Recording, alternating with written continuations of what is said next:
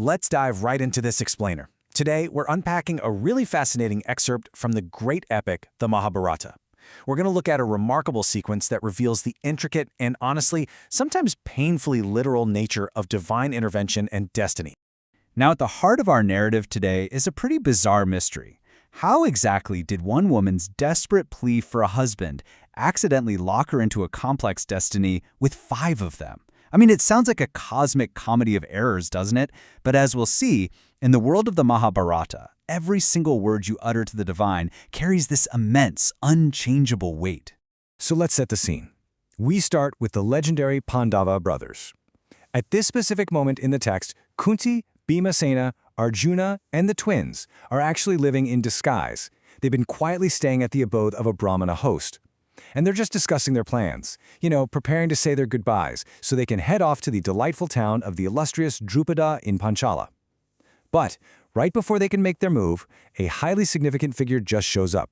And that figure is none other than the illustrious sage Vyasa, the son of Satyavati. Naturally, the disguised brothers immediately jump up to receive him, standing there in silent reverence with joined hands.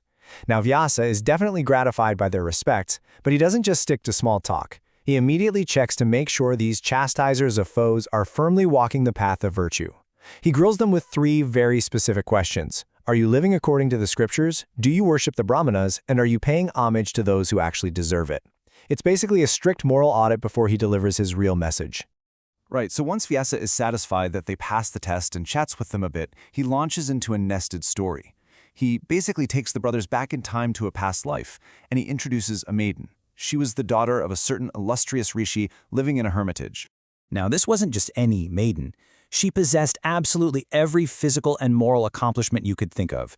She was chaste, beautiful, with fair lips and fine eyebrows. Yet despite all of that, she was terribly unfortunate. The text actually explicitly tells us that because of her own acts in a previous life, she simply could not get a husband. So driven by this deep, sorrowful heart, she decides to take matters into her own hands and begins practicing incredibly severe ascetic penances. While her severe dedication and unwavering focus do exactly what they're meant to do in these ancient texts, they catch the attention of the divine. Specifically, she gratifies the Supreme Lord Sankara, who is also referred to in our text as Mahadeva or Isana. Moved by her extreme asceticism, this immensely powerful god becomes propitious towards her and literally appears right in front of the sorrowful maiden. So Sankara appears in all his glory and generously offers to grant her exactly what she wants. He says to her, "Ask thou the boon thou desirest. Blessed be thou. I am Sankara, prepared to give thee what thou wilt ask." I mean, wow. It is the ultimate blank check from the universe, right? But it also sets the stage for what's about to become a massive cosmic misunderstanding. Desperate to finally end her deep sorrow and benefit herself, the maiden makes her request. But here is the catch. She doesn't just ask once. In her total desperation and eagerness, she repeats her wish over and over again to the Supreme Lord, pleading, "Oh, give me a husband endued with every accomplishment." And this right here brilliantly illustrates the absolute danger of divine literalism. The maiden's intent was obviously just to emphasize how badly she wanted one singular good husband. She was emotional. But the gods, it seems, listen a bit too closely to our exact phrasing. Because while she was just pouring her heart out, Mahadeva was essentially doing the math. Ashana, who the text actually calls that foremost of all speakers, replies to her frantic repetition by granting her exactly what she mathematically asked for. He declares, "O Blessed One, thou shalt have 5 husbands from among the Bharatha princes." Oh man, you can almost feel the immediate drop in her stomach. Realizing the terrifying technicality of this boon she just got, the maiden completely panics. She instantly tries to backtrack, desperately attempting to clarify to the Supreme Lord that she misspoke, pleading, "O Lord, I desire to have only one husband through thy grace." But yeah, unfortunately for her, the gods do not do takebacks. Mahadeva addresses her again with these excellent but totally unyielding words. "Thou hast, O girl, said full 5 times, give me a husband. Thou shalt therefore in another life have 5 husbands." Because she said the phrase a full 5 times, the math is entirely settled. Though notice how he defers this highly unusual destiny to her next incarnation.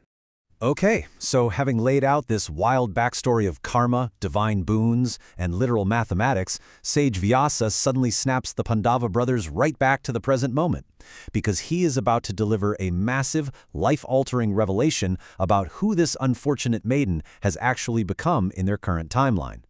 Vyasa reveals to the stunned brothers that the very same maiden has been reborn as a damsel of celestial beauty. She is the faultless Krishna, born in the line of Drupada and Prishita. And because of that ancient repeated prayer to Sankara, she is cosmically appointed to marry all 5 of the brothers standing right before him. Yep, the 5 Bharata princes Isnana mentioned in the past life, they're none other than the 5 Pandavas. Let's just look at how this builds an inescapable chain of cause and effect. A desperate, repeated prayer in a past life directly forces the Pandavas' current reality. From her severe penance to the literal granting of the boon to her rebirth, it all perfectly culminates in this present moment. She is mathematically and divinely appointed to marry them all. Mind-blowing, right? So Vyasa isn't just dropping by to tell an entertaining fireside story. He is delivering strict divine instructions. He tells the mighty brothers exactly what their next moves need to be. Go to the capital of the Panchalas, dwell there together, obtain her as your wife, and there is no doubt that by doing so, you shall live very happily. It's a divine mandate that just so happens to align perfectly with their existing travel plans. With the cosmic puzzle pieces finally locked into place and the brothers fully aware of the crazy divine mechanics orchestrating their lives, the illustrious Rishi says his goodbyes. The great ascetic leaves the Pandavas to walk toward their bizarre, totally unexpected, but fully mandated destiny in Panchala. As we wrap up this explainer, I want to leave you with this really fascinating thought based on the maiden's story. If our past actions entirely shape our future destinies and the universe grants exactly what you say rather than what you internally mean, how carefully are you choosing your words today? It definitely makes you think twice about how you phrase your next wish.